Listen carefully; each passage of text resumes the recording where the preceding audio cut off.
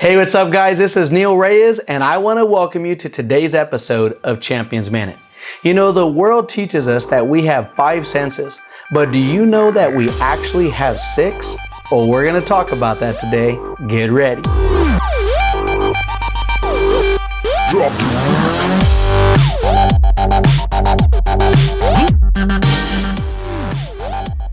Today's topic that we're going to be speaking about is called sixth sense.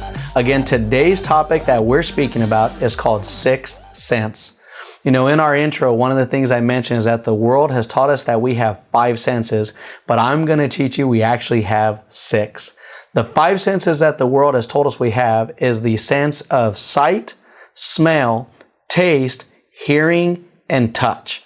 But we actually have what I believe is a 6th sense. The 6th sense that has been given to us, to every person, every human that is in this world, is the sense of faith.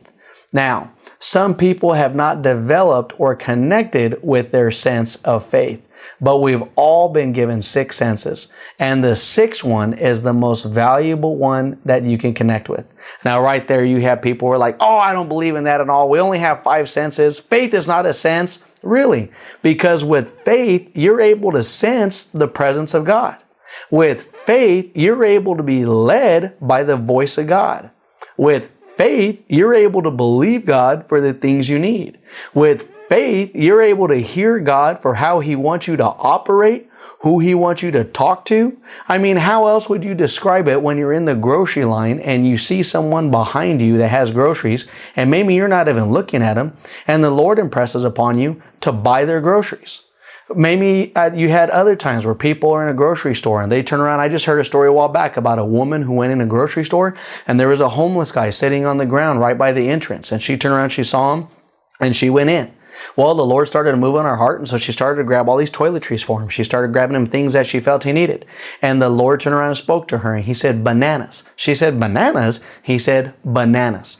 She said, well, how about this stuff? He said, bananas. If you want to get the other stuff, fine, but bananas. So she turned around and she went out and she paid for the food, and she went out and she felt kind of funny about it.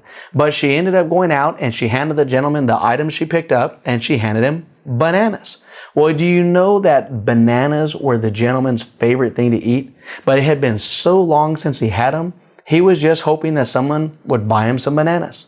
And when she was in there were certain items she wanted to get him that she didn't, and instead she obeyed and got him the bananas. But the items that she was hoping to get him and that she ignored doing because she only had so much money on her, another lady walked out right behind her with the items she was gonna get. How else do you describe understanding God's voice or hearing from Him if there's no such thing as a sense of faith? I'm going to tell you that there's 6 senses. And yes, we've been given 5 natural senses. Again, those are sight, smell, taste, hearing, and touch. But we've been given a 6th sense, and the 6th sense is a spiritual sense. It's the sense of faith. You know, earlier today, sometimes people get so angry when you talk about subjects like this. They feel like as if you're so stupid or you're so dumb that they're so much more intellectually superior to you. Well, I'm going to tell you that just because someone doesn't believe in this does not mean they're smarter than you. And it doesn't matter how educated or uneducated you are. It doesn't matter. Faith is something that you're led by, and it's a beautiful thing. You know, just earlier today, my daughter, my 15-year-old daughter, she has a Twitter account, and she likes to tweet positive and encouraging things on there, and she sends out some great stuff. In fact, oftentimes I'm looking at it because I get it on a daily basis, and it feeds me. I've talked to so many people who have read it, and they tell me how it feeds and encourages them. They'll turn around and forward it to their friends or family members. And I'll tell you that earlier today, she posted something, and I thought it was so simple, but it made so many people angry. She turned around and tweeted that if we evolved from apes, then how come they're still apes? That's a valid question. And from a 15-year-old, that's a simple and valid question. Man, she was showing me some of the replies that she got on that. She had a lot of good replies and a lot of people who were sharing that and reacted to it well. But she had so many people, and I don't know how these people found her, but she had so many people that weren't bashing her, but they were challenging her, and they were talking, they were mocking her, and they're talking about, well, we actually didn't evolve from apes, we evolved from monkeys. And there were others saying that, well, we didn't actually evolve from apes, but we evolved from an ancestor of apes. That's why there's no more of those around. And I started laughing. I thought that was so funny. That's a valid question. I mean, if we evolved from apes, then how come there's still apes around? I mean, are those the retarded ones? Or, I mean, what are the apes that are still around? People are like, you said retarded, that's insensitive. That's not insensitive, that's a valid question. If you believe we evolved from something like a monkey or an ape, then how come they're still around? I mean, did that process break? I mean, that doesn't happen anymore. I mean, you don't see them taking monkeys to the hospital, and if they leave them there long enough or they put them in the heat, they'll turn around and hatch like an egg. They turn around and pop into a baby. I mean, that just doesn't happen. I mean, did that process stop or what happened? You know, I turn around, I talk about things like this, and sometimes people get offended. You know, what I find really funny is, you know, what's more strange or crazy or what's funnier? The fact that I believe in a God I can't see, or the fact that an atheist will get upset or angry at a God they don't believe exists? That's a valid question. And if you're an atheist listening to this, I'm not trying to challenge you. I'm not trying to get on you. I'm simply trying to open your eyes. If you don't want to believe what I believe, that's okay. I'm not going to go knock on your door and try to spoon feed it to you. I'm not going to turn around and go try and force you to go to heaven. If you don't want to go to heaven, fine, don't go to heaven. If you don't believe that there's a heaven, fine, that's your choice. But I will tell you, out of love and out of caring, is that there is such a thing as heaven.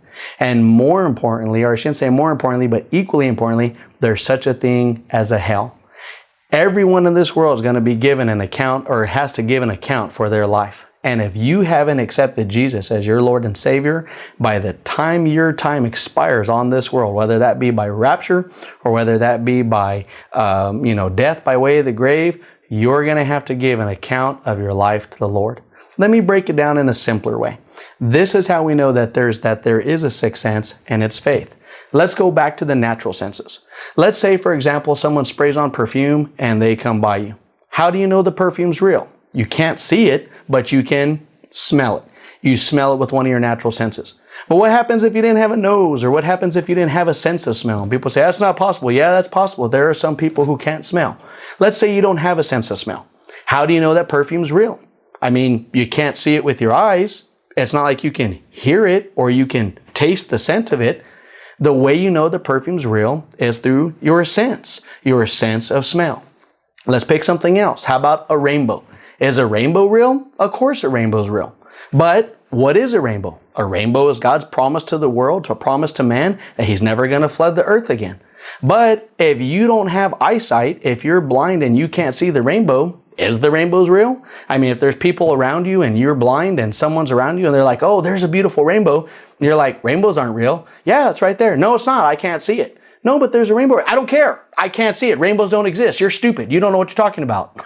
I mean, why? Because just because you can't see it, I mean, you can't hear a rainbow, can't touch a rainbow, can't taste or smell a rainbow.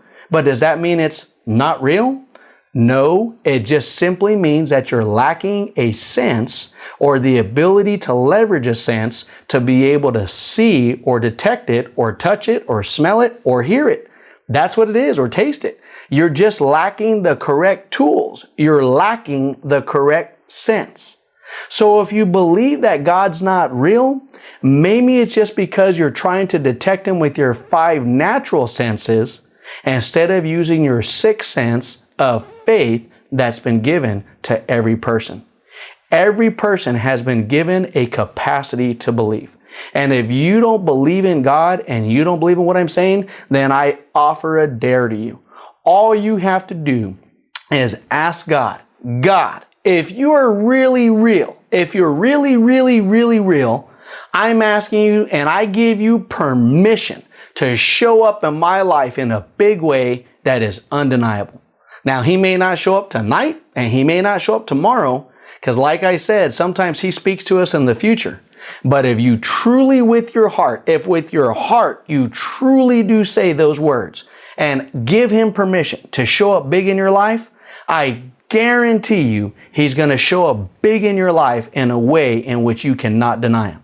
Now, you may still choose to rebel or be disobedient or ignore it and say he doesn't exist. And if you don't want to acknowledge him, that's okay.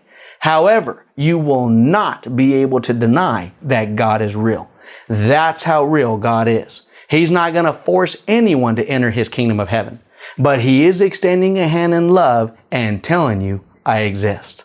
Guys, I hope you found this teaching encouraging today. As always, we want to remind you to swing by our website where you can check out all of our teaching resources. You can find us at nealreyes.com. We stream all of our teaching resources at no cost 24 hours a day through our website. In addition to that, you can find us on our social media, on either our YouTube channel, you can find us on Facebook, or you can find us on Twitter. Guys, as always, we want to remind you that Jesus is Lord and he loves you, and so do we. Thank you, and have a blessed day. Drop.